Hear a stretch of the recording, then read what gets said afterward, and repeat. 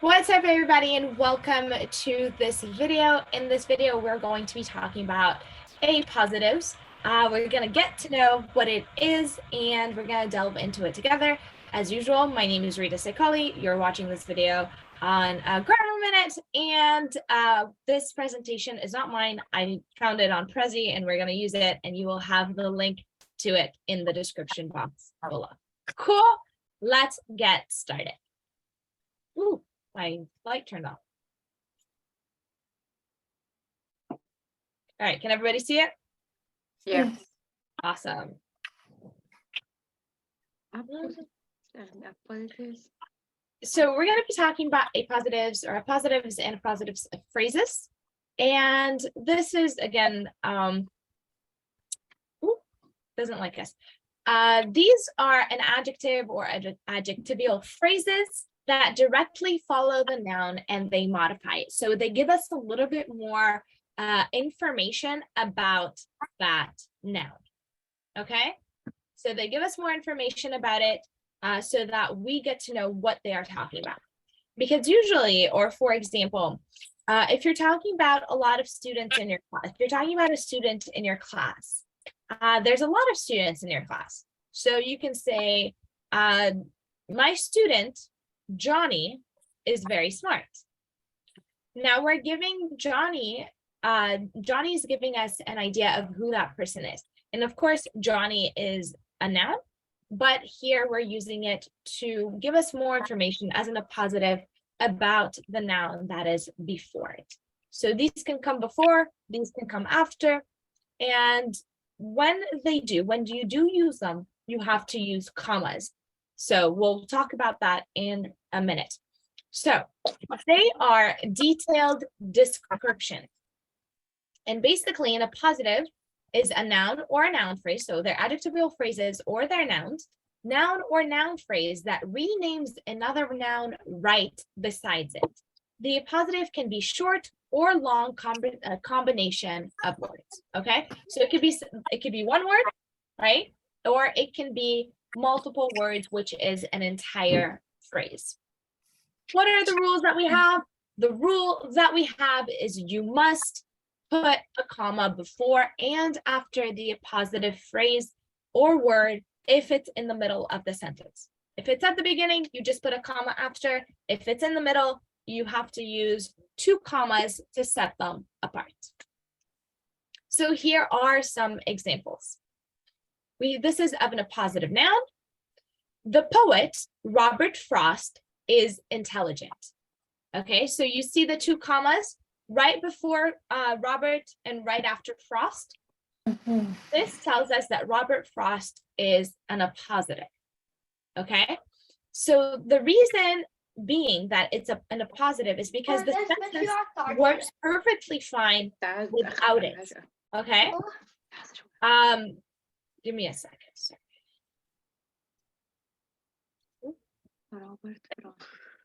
1 second. I'm going to make sure that your mic is muted so that, because it's for the other recordings as well, for the rest of the class as well. But also if you want to say something, unmute your mic. Okay, cool. Yay. All right. So the poet Robert Frost is intelligent. You can see the two commas to the side of Robert and to the side of Frost. The reason why it's because the sentence functions perfectly without it. So that I can say the poet is intelligent. And that would be a perfectly understandable and correct sentence. But we want to know who that poet is. Okay, so we use a positive to kind of do that. So we have the poet, comma, Robert Frost, comma, is intelligent. Cool. Does that make sense? Yes. All right. Yes. Sweet. Okay. If you have any questions, feel free to ask. I'd love to hear from you.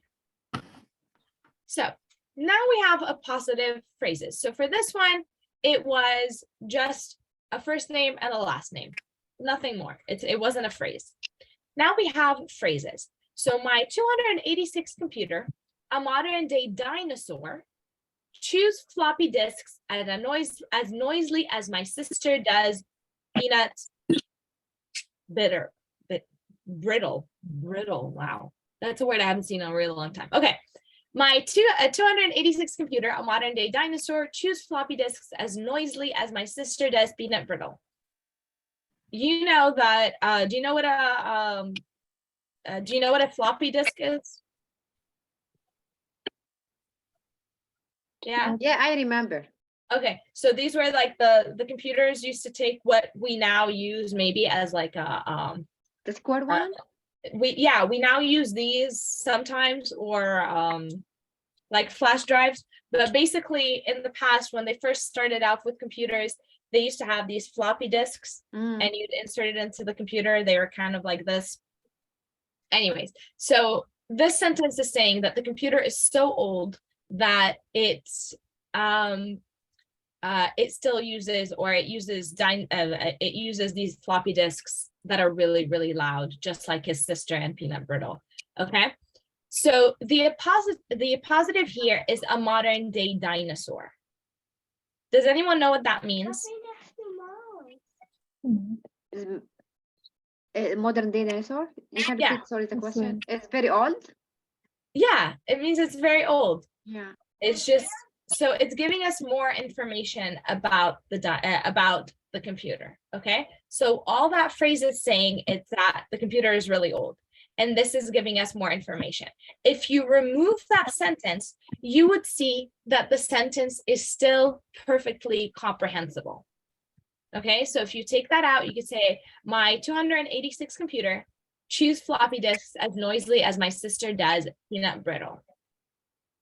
That you take that out, the sentence is still perfectly understandable, but the difference is that we don't know that it's old.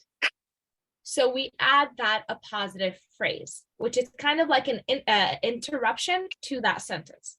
It's like you're almost interrupting the sentence to say something quick about it and then going back. Make sense? Make sense? Yeah? Okay, perfect. So now we have appositive nouns, okay? My dog, Spot, loves to play fetch. We interrupted the sentence by adding more information about the name of the dog, yeah? My dog, Spot, loves to play fetch. If I take it off, if I take out the appositive, it will still be the same. My dog loves to play fetch, right? It would still be perfect. However, we want to give more information about the dog, so we interrupt the sentence with an appositive. My best friend Ruby is funny. Okay, my best friend is funny, or my best friend Ruby is funny. So we kind of interrupt the sentence by adding the name or the noun. The captain, Skipper, was very nice. What's the appositive here? Anybody know? Skipper. Skipper, exactly. The captain, Skipper, was very nice. My partner Sarah is very nice. Again, it's Sarah. And now we have appositive phrases. Albert Einstein. Sorry. I'm gonna move for a second. Okay, so now we have appositive phrases, and these are longer, right? With nouns, it's just that one name. Here, it's an entire phrase of interruption. Albert Einstein, the smartest man in the world, is my hero. The sentence is Albert Einstein is my hero, but we want to add more information, right? So it's not like a regular description. So we put that in between commas. Albert Einstein, the smartest man in the world, is my hero. Okay. Denver, the capital of Colorado, is the home of the Denver Broncos.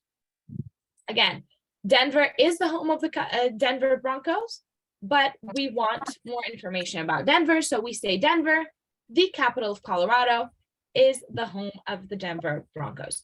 And notice, even when I'm saying it, I pause. I pause whenever there's a comma, because usually we do that. And that tells us that there is an interruption to, sorry, there's an interruption to that sentence. Okay. Sarah, the greatest partner ever, is helping me with this project. Sarah is helping me with this project. Again, we want to interrupt and add more information. And that phrase is an appositive, right? And again, we pause. Sarah, the greatest partner ever, is helping me with this project. Thomas, the newly elected SGA president, is very nice. Okay, so that is the end of our lecture, or that is the end of our video. I hope you enjoyed it. If you are not watching live with us, let me know if you have any questions, and I will be more than happy to answer them. And if you're watching live with me, stick around. We'll talk about it in a second. And if you are not watching live, make sure you subscribe to the channel, and I'll see you guys in the next video. لحظة. we